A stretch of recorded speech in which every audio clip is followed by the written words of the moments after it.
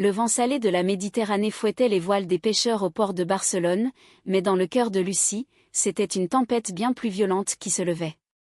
Elle avait tout planifié, un dîner aux chandelles sous les Ramblas, une confession murmurée entre 2 verres de sangria, et Élodie, enfin, dans ses bras. Pourtant, ce soir-là, sous les lumières tamisées du restaurant El Kim, elle n'avait trouvé que du vide. Élodie n'était pas venue, laissant un message laconique, « Pardon, un imprévu familial ». Lucie serra son verre si fort que le cristal tinta, un éclat de rire forcé échappant de ses lèvres alors qu'elle imaginait déjà le pire.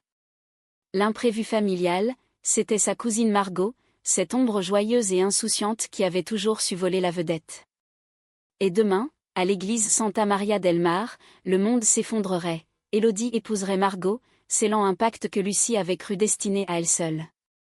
Dans l'ombre de la ruelle pavée, Lucie pleura pour la première fois, ses larmes se mêlant à la pluie fine d'automne, réalisant que l'amour, ce traître si français dans l'âme, avait pris les traits d'une trahison espagnole implacable. Les rues de Barcelone bruissaient d'une vie effervescente, imprégnée de ce mélange enivrant de jazz catalan et d'accent parisien égaré. Lucie avait fui la France 2 ans plus tôt, lasse des amours fugaces dans les cafés de Montmartre, cherchant dans la chaleur ibérique un renouveau pour son cœur vagabond. À 28 ans, avec ses cheveux châtains qui dansaient comme des vagues sur ses épaules, et ses yeux verts hérités d'une grand-mère bretonne, elle s'était installée dans un petit appartement du quartier gothique, face à la mer photographe freelance. Elle capturait l'âme des lieux, les ombres allongées des godilles, les rires des enfants dans les plazas, mais surtout, les regards volés entre inconnus, ces instants fugaces qui lui rappelaient sa propre solitude. C'était lors d'un festival de flamenco, sous les étoiles filantes d'un été torride, qu'elle avait croisé Élodie pour la première fois. Élodie, cette Parisienne exilée comme elle, professeure de littérature à l'université de Barcelone, 30 ans d'élégance intemporelle. Ses cheveux noirs coupés au carré encadraient un visage aux traits fins, presque aristocratique, et ses yeux noisettes portaient cette mélancolie proustienne qui faisait chavirer Lucie. Elle s'était rencontrée au bar du Palo de la Musica, un verre de cava à la main, discutant de Colette et de ses amours interdites. L'amour, c'est comme un roman de Balzac, ma chère, plein de dettes et de passions inavouables, avait ri Élodie, sa voix un murmure velouté qui avait enflammé l'air entre elles. Dès lors, une danse subtile s'était engagée. Des promenades le long de la plage de la Barceloneta, où le sable chaud caressait leurs pieds nus, et les vagues chuchotaient des secrets. Lucie photographiait Élodie en contre-jour, capturant la courbe gracile de son cou, la fossette qui creusait sa joue quand elle souriait. Élodie, de son côté, lisait à haute voix des extraits de Chérie, sa main effleurant parfois celle de Lucie, un contact électrique qui promettait plus. Elle parlait de tout, de la liberté des femmes dans les romans de George Sand, de la tyrannie des conventions familiales, et surtout, de leur propre désir inassouvi. J'ai toujours su que j'aimais les femmes, mais la société. Elle nous force à des masques, avait confié Élodie un soir, ses doigts entrelacés aux siens sous la table d'un petit bistrot de Gracia. Lucie, nourrie au récit romantique de la littérature française, y voyait le début d'une idylle digne de les liaisons dangereuses, mais sans la perfidie impure élan du cœur. Elle imaginait déjà leur futur, un appartement au volet bleu dans le Raval, des voyages à Paris pour des vernissages, et des nuits où leur corps se découvrirait comme des pages jaunies d'un vieux manuscrit. Pourtant, au fil des semaines, une ombre planait. Margot, la cousine de Lucie, cette tornade blonde de 25 ans aux boucles indomptables et aux yeux bleus pétillants, était arrivée de Toulouse pour un séjour prolongé. Étudiante en art, Margot était l'incarnation de la joie de vivre occitane, rire contagieux, robe fleurie qui virevoltait, et une aisance sociale qui désarmait quiconque. Au début, Lucie avait ri de la jalousie naissante. Margot, avec son accent chantant du Sud, racontait des anecdotes folles sur leurs grands-parents communs, ces Aubois fiers qui avaient fui la guerre pour la France. Élodie, charmée par cette énergie juvénile, l'invitait souvent à leur sortie. « Ta cousine est un rayon de soleil, Lucie. Elle me rappelle ma sœur cadette, disait-elle, ignorant le pincement au cœur de Lucie. » Bientôt, les dîners à 3 devinrent la norme, paella fumante au bord de la mer, discussions enflammées sur le surréalisme de Dahl, et ces regards que Lucie surprenait entre Élodie et Margot, des regards trop longs, trop intenses. Un soir d'octobre, alors que les feuilles des platanes jaunissaient les avenues, Lucie décida d'agir. Assise à son bureau encombré de pellicules photos, elle traça son plan lesbien simple, comme elle l'appelait dans son journal intime, écrit d'une plume tremblante.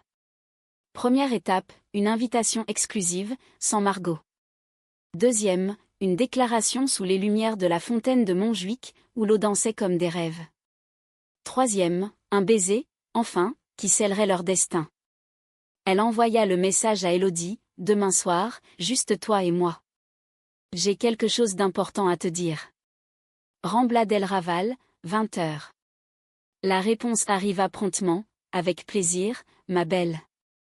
À demain. » Le cœur battant, Lucie passa la journée à errer dans les marchés de la Boqueria, achetant des figues mûres et du fromage de chèvre, imaginant un pique-nique improvisé. Elle se voyait déjà, Élodie dans ses bras, leurs lèvres se frôlant sous le ciel étoilé de Barcelone. Mais au crépuscule, alors qu'elle ajustait sa robe noire cintrée devant le miroir, un appel la fit sursauter. C'était Margot, la voix essoufflée, « Lucie, ma chérie, tu ne devineras jamais. Élodie m'a demandé. » « Non, attends, c'est fou. On se marie. Demain, à Santa Maria. C'est elle qui a tout organisé, un coup de foudre, tu sais. Viens, s'il te plaît, tu es de la famille. » Le monde de Lucie s'effondra en un instant. Le téléphone glissa de sa main, atterrissant sur le parquet avec un bruit sourd. Élodie, sa Élodie, avec Margot? Sa cousine, cette gamine insouciante qui collectionnait les flirts comme des coquillages? Les larmes coulèrent, chaudes et amères, tandis qu'elle revoyait les regards complices, les rires partagés. Était-ce une farce cruelle? Ou pire, une trahison calculée? Elle s'effondra sur le lit, le corps secoué de sanglots, le plan lesbien réduit en miettes avant même d'avoir commencé. La nuit fut un tourment. Lucie arpenta les rues sombres du Bari gothique, le vent froid de la tramontane lui fouettant le visage. Elle s'arrêta devant la cathédrale, ses gargouilles semblant la juger de leurs yeux de pierre.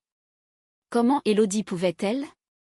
Elles avaient partagé tant de confidences, tant de silences lourds de promesses. Était-ce la pression familiale, ce catholicisme latent qui hantait encore les veines françaises? Ou simplement, l'attrait du facile, du sang partagé avec Margot? Lucie, orpheline de mère trop tôt, avait toujours vu en Élodie une sœur d'âme, une amante potentielle. Et maintenant, ce vide béant.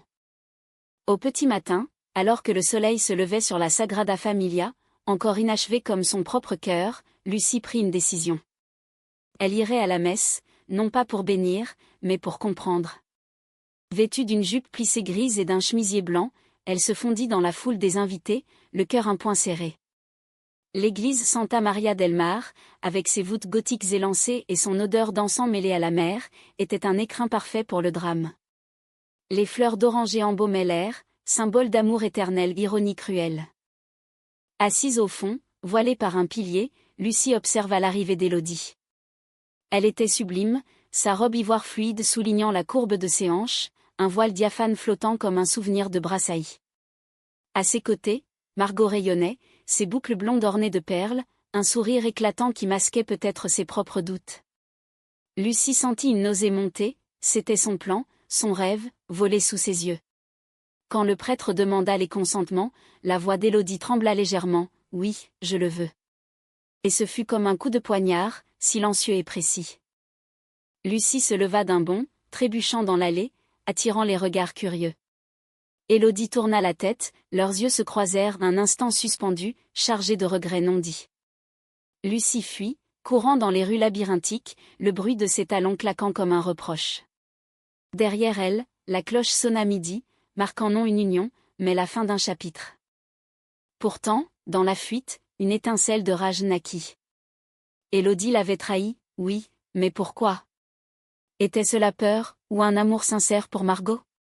Lucie, reprenant son souffle sur un banc de la Plaza Royale, jura de découvrir la vérité.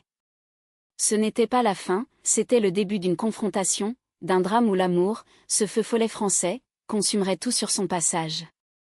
Les jours suivants s'étirèrent comme une toile de soie déchirée, imprégnée d'une mélancolie qui collait à la peau de Lucie comme l'humidité barcelonaise. Elle errait dans les galeries du Macba, feignant d'admirer les installations contemporaines, mais son esprit revenait sans cesse à cette scène, le voile d'Élodie flottant, le « oui » prononcé avec une conviction feinte. Margot, sa cousine chérie, lui avait envoyé des photos de la lune de miel à Ibiza, des selfies rieurs sur des plages de sable blanc, Élodie embrassant son épaule. Chaque image était un sel sur la plaie, un rappel que l'amour, si romantique en théorie, pouvait être d'une cruauté baudelairienne.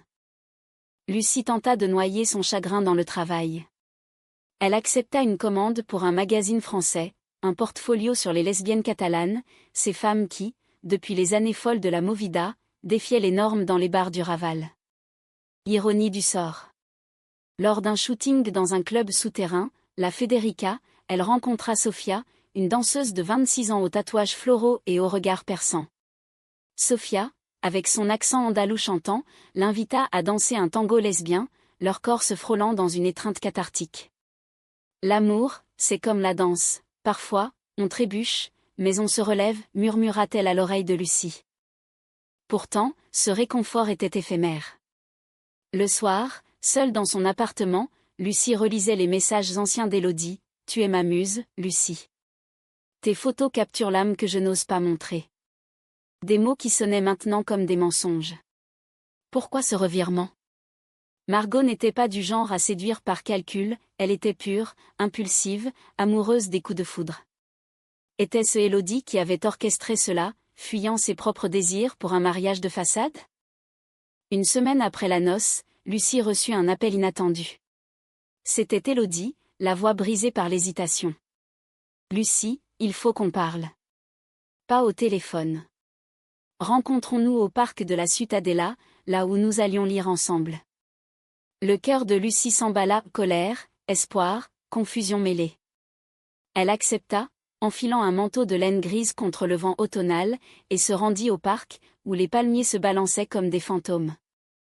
Élodie l'attendait sur leur banc habituel, face au lac artificiel où flottaient des cygnes indifférents. Elle avait maigri, ses traits tirés, ses yeux cernés de noir. Pas de bague visible, l'alliance cachée dans la poche, peut-être? Je t'ai vu à l'église, ce regard. J'ai su que tout était perdu, commença-t-elle, la voix un filet de soie déchirée. Lucie s'assit à distance, les bras croisés comme un bouclier. Perdu? Tu parles d'un plan simple, Élodie. J'allais te dire que je t'aime, que depuis notre première rencontre, tu hantes mes nuits comme un poème de Verlaine. Et toi, tu épouses ma cousine? Les mots jaillirent alors, un torrent de confessions. Élodie avoua tout, la pression de sa famille conservatrice, ses parents parisiens qui, apprenant ses inclinations, l'avaient menacée de la déshériter. Margot est arrivée comme une bouée. Elle m'a dit qu'elle m'aimait, et j'ai vu en elle une échappatoire, un mariage blanc, une façade pour apaiser tout le monde. Mais c'est toi, Lucie, c'est toi que je désirais. Les larmes coulaient sur ses joues, et pour la première fois, Lucie vit la vulnérabilité crue derrière le masque d'élégance. Un silence s'installa, lourd comme la brume sur la Seine. Lucie, touchée malgré elle, posa une main sur le genou d'Élodie. Et maintenant? Tu es mariée. À ma cousine. Comment réparer ça? Élodie secoua la tête, ses doigts cherchant ceux de Lucie dans un geste désespéré. Je ne sais pas. Mais je ne peux pas vivre ce mensonge. Margot. Elle sait, en partie. C'est une amie, pas une amante. Elle veut sa liberté autant que moi. Leurs lèvres se frôlèrent alors, un baiser volé sous les branches des platanes, chargé d'un sel de larmes et de regrets. C'était comme dans les romans de Marguerite Duras, une passion qui naît dans la douleur, un amour qui défie les chaînes sociales. Lucie se perdit dans l'étreinte, sentant le corps d'Élodie trembler contre le sien, leur souffle se mêlant en un rythme syncopé. Pour un instant, le monde s'effaça, pas de mariage, pas de trahison, seulement elles deux, unies dans ce parc où les amants de Barcelone venaient murmurer leurs serments. Mais la réalité reprit ses droits. Elles se séparèrent, essoufflées, conscientes des regards discrets des passants. On doit en parler à Margot, insista Lucie, la voix ferme malgré le tumulte intérieur. Élodie acquiesça, mais une ombre passa dans ses yeux, la peur de la confrontation, du scandale familial. Demain, chez elle. Ensemble. La nuit porta conseil, ou plutôt tourment. Lucie rentra chez elle, le goût d'Élodie encore sur ses lèvres, et écrivit une lettre, un rituel français, ces missives qui disent ce que la parole tait. Ma chère Élodie, si cet amour est un feu, qu'il nous consume plutôt que de nous laisser en cendres. Elle la plia, la glissa sous son oreiller, et s'endormit d'un sommeil agité, hanté de rêves où Barcelone s'effondrait en un labyrinthe de miroirs brisés. Le lendemain, l'appartement de Margot, un loft lumineux dans l'Exemple avec vue sur les toits modernistes, devint le théâtre du drame. Margot les accueillit avec son sourire habituel, mais ses yeux bleus trahissaient une fatigue inhabituelle. Vêtue d'une chemise emplée d'un pantalon de lin, elle servit du thé à la menthe, un clin d'œil à ses racines toulousaines. « Asseyez-vous, mes amours. Je sais pourquoi vous êtes là. » La révélation fut un choc. Margot, loin d'être l'innocente, avait tout orchestré. « Élodie m'a parlé de toi, Lucie, dès le début. Elle t'aime, follement. Moi. J'ai besoin de ce mariage pour mes parents, pour l'héritage. C'est une comédie, mais une comédie qui nous lie toutes les trois. » Lucie sentit la trahison se muer en une toile plus complexe, non pas haine, mais un pacte secret, une sororité lesbienne masquée par les apparences. Pourtant, le conflit éclata quand Élodie, emportée par l'émotion, prit la main de Lucie devant Margot. « Je ne peux plus jouer. J'aime Lucie. Vraiment. » Margot pâlit, ses boucles retombant comme un voile de deuil. « Et moi? Suis-je juste un pion ?» hurla-t-elle, la voix brisée. La pièce s'emplit de cris, de pleurs, un opéra wagnérien en miniature où l'amour et la jalousie dansaient une valse funeste. Lucie, au milieu de la tempête, comprit la profondeur de la blessure. Margot, sous son apparente insouciance, aimait Élodie à sa façon, pas d'un amour charnel, mais d'une tendresse protectrice, presque fraternelle. La trahison n'était pas seulement d'Élodie, c'était un enchevêtrement de désirs refoulés, de peurs héritées. « Nous sommes toutes piégées, » murmura Lucie, tendant une main à chacune. Pour la première fois, elles pleurèrent ensemble, trois femmes unies par le fil ténu de la famille et du désir. Mais le calme n'était qu'une trêve. Au dehors, Barcelone grondait, une manifestation pour les droits LGBTQ+ serpentait dans les rues, des drapeaux arc-en-ciel claquant au vent. Lucie y vit un signe. « Allons-y. Ensemble. C'est peut-être là que commence notre vérité. » Elles sortirent, main dans la main, se fondant dans la foule multicolore, où les cris de liberté noyaient leurs propres tourments. La manifestation pulsa comme un cœur géant, un flux de corps entrelacés sous les bannières criardes du Poblenou. Lucie, Élodie et Margot s'y immergèrent, leurs doigts liés formant une chaîne fragile contre la marée humaine. Les slogans « Amor sin barra » résonnaient comme un écho à leur propre chaos intérieur. Pour Lucie, c'était une catharsis, marcher au bras de ces deux femmes, sentant la chaleur d'Élodie contre son flanc, la poigne ferme de Margot comme un ancrage. Pourtant, sous la liesse collective, la jalousie couvait, un serpent lové dans les plis de leurs âmes. Elles s'arrêtèrent devant un podium improvisé, où une activiste catalane, une lesbienne aux cheveux rasés et à la voix de stentor, haranguait la foule. « L'amour n'est pas un crime. Il est notre révolution. » Élodie, les yeux brillants, serra la main de Lucie plus fort. « C'est pour ça que je t'aime, tu vois le monde en images, en mouvement. Tu me fais croire à l'impossible. » Margot, à l'écart, observait avec un sourire teinté d'amertume, ses boucles blondes collées par la sueur de l'effort. La nuit tomba, et la manif se dispersa en after underground. Elles atterrirent dans un bar caché du Born, le salon, où des drag queens aux lèvres carmin chantaient Edith Piaf en castillan. Assises autour d'une table basse, un pichet de sangria entre elles, la vérité jaillit à nouveau. Margot, après 2 verres, avoua « Je ne suis pas hétéro, vous savez. J'aime les femmes aussi. Mais Élodie. Elle était ma couverture, et maintenant, je me sens nue. » Ces mots tombèrent comme des pétales fanés, révélant une vulnérabilité que Lucie n'avait jamais soupçonnée. Élodie, déchirée, posa sa tête sur l'épaule de Lucie. « J'ai cru que le mariage apaiserait tout. Mais c'est toi qui m'as réveillée. Ton plan simple. Il était parfait, et je l'ai saboté par peur. » Lucie, le cœur gonflé d'un mélange de tendresse et de rage, caressa ses cheveux. « La peur nous a toutes liées. Mais l'amour? Il libère. » Le baiser qui suivit fut plus profond, un engagement sous les néons roses, tandis que Margot détournait les yeux, un sanglot étouffé dans la gorge. Le conflit culmina le lendemain, lors d'un dîner familial impromptu. Les parents d'Élodie, descendus de Paris pour revisiter le jeune couple, avaient insisté. Dans un restaurant du Port-Vel, avec vue sur les yachts luisants, la tension était palpable. Monsieur et Madame Duval, ces bourgeois du 16e arrondissement, toisaient Margot avec une approbation froide, ignorant les courants souterrains. Enfin, une union stable. Pas comme ces folies modernes, lâcha le père, un verre de Rioja à la main. Lucie, invitée comme la cousine photographe, bouillait intérieurement. Quand Élodie, sous la table, glissa sa main dans la sienne, ce fut le déclencheur. Papa, maman. Il faut que vous sachiez. Ce mariage. Ce n'est pas ce que vous croyez. Les mots d'Élodie tremblèrent, mais Lucie, sentant la panique monter, prit le relais. Élodie et moi.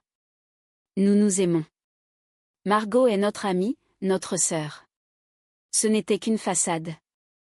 Le silence qui suivit fut assourdissant, brisé seulement par le cliquetis des couverts. Madame Duval pâlit, son rouge à lèvres craquelant en un rictus. C'est une blague? Une lesbienne? Dans ma famille? Monsieur Duval se leva, la chaise raclant le sol comme un verdict. Scandale. Tu nous déshonores. Margot, les larmes aux yeux, intervint, c'est ma faute aussi. J'ai accepté ce mensonge pour nous toutes. Mais l'amour vrai. Il ne se cache pas. La dispute éclata, un feu d'artifice de mots français hachés d'espagnol, accusations de trahison, de perversion, de folie. Lucie, au centre, défendit leur trio avec une ferveur zolienne, invoquant les droits humains, la littérature qui avait toujours célébré les amours interdits. Regardez autour de vous. Barcelone vit librement. Pourquoi nous enchaîner à des traditions mortes? Mais les parents, inflexibles, quittèrent la table, laissant une note froissée et un vide béant. Dehors, sous la lune qui baignait le port d'argent, Élodie s'effondra dans les bras de Lucie. Il me renie. Tout pour rien. Margot, jointe à l'étreinte, murmura, pas pour rien. Nous sommes ensemble, maintenant. C'était le chaos trao, la perte de l'approbation familiale, la nudité de leurs désirs exposés. Lucie, sentant le poids de la responsabilité, proposa, partons. Un voyage, pour guérir. Vers le sud, vers les Alpujarras, où les morts cachaient leurs amours. Le périple fut une odyssée intime. Elles louèrent une voiture cabriolet, filant sur l'autoroute vers Grenade, le vent fouettant leurs cheveux comme un exorcisme. Les paysages andalous défilaient, oliveraies infinies, villages blancs accrochés aux falaises. À Séville, elles dansèrent un flamenco lesbien dans un tablao enfumé, leur corps se contorsionnant en une danse de passion et de pardon. Élodie et Lucie s'aimaient enfin ouvertement, leur nuit remplie de caresses tendres, de murmures en français ancien. Margot, observatrice bienveillante, trouva en Sofia la danseuse de Barcelone, jointe par hasard une étincelle nouvelle. Mais le conflit n'était pas apaisé. Une nuit, à l'Alhambra, sous les étoiles filantes du Généralif, Margot confia à Lucie, « J'aime Élodie, tu sais. Pas comme toi, mais assez pour que ça fasse mal. » La jalousie revint, un poignard subtil.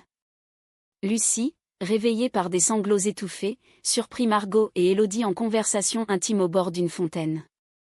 Pas de trahison physique, mais un échange de regards trop chargés, un « je t'aime » sororal qui raviva les plaies. La crise éclata au lever du soleil, sur les remparts de l'Alcazaba.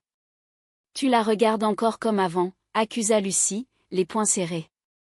Élodie, déchirée, plaida, « c'est de l'affection, rien de plus. Toi est mon amour. » Margot, blessée, s'effaça, « peut-être que je suis l'intruse. Laissez-moi partir. » Le trio se fractura, des cris résonnant dans les jardins morts, où les roses anciennes semblaient pleurer avec elle. Lucie, seule avec Élodie, comprit la profondeur du lien, l'amour n'était pas possessif, mais un réseau, une toile où chacune avait sa place. Reste, Margot. Nous ne sommes pas rivales, nous sommes un tout. Le pardon fut scellé par une étreinte à trois, non charnelle, mais spirituelle, une sororité forgée dans le feu de la trahison. De retour à Barcelone, la nouvelle phase commença, la séparation officielle. Avocat, papier, regard des voisins. Les parents d'Élodie, adoucie par une lettre de Margot expliquant tout, envoyèrent une carte, le sang est plus épais que l'eau, mais l'amour, il transcende. Un pas vers la réconciliation. Pourtant, le vrai chaos guettait, une exposition photo de Lucie au CCCB, où elle présenta son portfolio sur les amours lesbiennes. Élodie et Margot y vinrent, assises au premier rang, tandis que Lucie projetait des images d'elles trois anonymes, mais reconnaissables dans l'âme. Ces femmes, ce sont nous, trahis, aimés, libres. La salle applaudit, mais au milieu des flashs, un journaliste posa la question fatidique, « Et votre muse personnelle ?» Lucie, le micro en main, répondit, « Elle est là, avec moi. Et avec nous. » Le regard d'Élodie croisa le sien, un serment silencieux. Mais Margot, dans l'ombre, murmura à Sophia, « C'est leur histoire, maintenant. » La trahison finale ? Non, une libération. L'exposition au CCCB marqua un tournant, un vortex où passé et futur se nouaient comme les arabesques de l'Alhambra. Lucie, sous les projecteurs crus, sentit son cœur s'apaiser pour la première fois depuis des mois. Les images qu'elle avait capturées, Élodie riant sous la pluie de la Rambla, Margot dansant pieds nus sur la plage, et elles trois enlacées dans le parc n'étaient pas des accusations, mais des témoignages d'humanité. La foule, un mélange d'artistes barcelonais et de touristes parisiens, acclama « Viva la mort libre !» Et dans ce chœur, Lucie entendit l'écho de sa propre voix, enfin libérée. Après la vernissage, elles se retrouvèrent dans un café adjacent, le Tréport 4, un clin d'œil ironique à leur trio. Sophia s'était jointe, sa présence un baume pour Margot, qui rayonnait à nouveau, ses yeux bleus pétillants d'un espoir neuf. Élodie, libérée du mariage par un divorce discret, Margot ayant tout assumé auprès des familles, prit la main de Lucie sous la table. « Ton plan simple a marché, au final. Il nous a menés ici. » Lucie sourit, un vrai sourire, teinté de cette ironie française qui rend l'amour supportable. Les semaines suivantes furent un renouveau. Lucie et Élodie emménagèrent ensemble dans un appartement du Carmel, avec vue sur le Tibidabo, ce mont sacré où les amants gravissent les sentiers pour sceller leurs vœux. Leurs journées se rythmèrent d'une douceur proustienne, matin paresseux avec croissant et café, après-midi où Élodie corrigeait des thèses tandis que Lucie développait des pellicules dans une chambre noire improvisée. Les nuits. Ah, les nuits étaient un poème vivant, des caresses lentes comme les pages d'un roman de Colette, des murmures où « je t'aime » se mêlaient à des rires complices. Margot, de son côté, s'épanouit avec Sophia. Elles ouvrirent un atelier d'art dans le Poble Sec, peignant des toiles vibrantes de couleurs arc-en-ciel, célébrant les amours pluriels. Les cousines se revirent souvent, dîners dominicaux où les rancunes s'évaporaient dans le vin de Priorat, promenade où Margot taquinait Lucie sur son plan foireux. « Tu sais, cousine, sans cette trahison, nous n'aurions pas trouvé notre vérité, confia-t-elle un soir, sous les guirlandes lumineuses de la Plaza del Rey. Pourtant, l'humanisme de leur histoire ne vint pas sans cicatrices. Les parents d'Élodie, après des mois de silence radio, invitèrent le couple à Paris pour Noël. Le voyage fut un pèlerinage chargé, la gare de Lyon, avec son horloge immuable, puis les rues enneigées du Marais. Chez les Duval, l'accueil fut guindé, bises froides, regards obliques, mais Madame Duval, en servant le foie gras, murmura « Nous avons lu tes articles, Lucie. Sur les amours. Différentes. Peut-être que la France évolue. » Un pas timide vers l'acceptation, un pont jeté sur l'abîme. Lucie, touchée, répondit par une photo, un portrait de famille recomposé, envoyé par courrier. Élodie, Margot, Sophia et elle, riant dans un vignoble catalan. La réponse arriva, une invitation pour l'été, avec toutes vos amies. C'était la humanité dans sa nudité, imparfaite, mais tendre. Le printemps ramena une surprise. Lucie, enceinte ? Non, un projet plus grand, un livre photo, Amour trahi, Amour libéré, préfacé par Élodie. Les pages alternaient images et textes, extraits de lettres, poèmes inspirés de Baudelaire, témoignages anonymes de lesbiennes espagnoles. Margot contribua avec des illustrations, Sophia avec des danses filmées en bonus. Le lancement, au Festival de littérature de Sitges, fut un triomphe, des centaines de femmes, main dans la main, partageant leurs histoires sous les pins murmurants. Au milieu de la foule, Lucie et Élodie s'éclipsèrent vers la plage déserte, le soleil couchant peignant la mer en or. Et si on se mariait ? Pas pour la façade, mais pour nous, proposa Lucie, agenouillée dans le sable, un anneau simple en argent à la main gravé « Plan accompli ». Élodie, les larmes aux yeux, rit « Oui, 1000 fois oui ». Mais sans église, juste la mère comme témoin. La cérémonie fut intime, elles deux, Margot et Sophia comme témoins, un officiant queer célébrant sous un arc de fleurs sauvages. Pas de voile blanc, mais des robes légères, bleues comme la Méditerranée. Elles échangèrent des vœux en français et en catalan. Dans la trahison, nous avons trouvé la vérité. Dans l'amour, la liberté. Le baiser scella tout, un saut d'éternité sous le ciel étoilé. Des années plus tard, assises sur leur terrasse carrelée, Lucie et Élodie regardaient le Tibidabo scintiller. Leur fille adoptive, une petite de 5 ans aux yeux verts comme sa mère, courait après des papillons. Margot, désormais mariée à Sophia, visitait souvent, portant des toiles fraîches.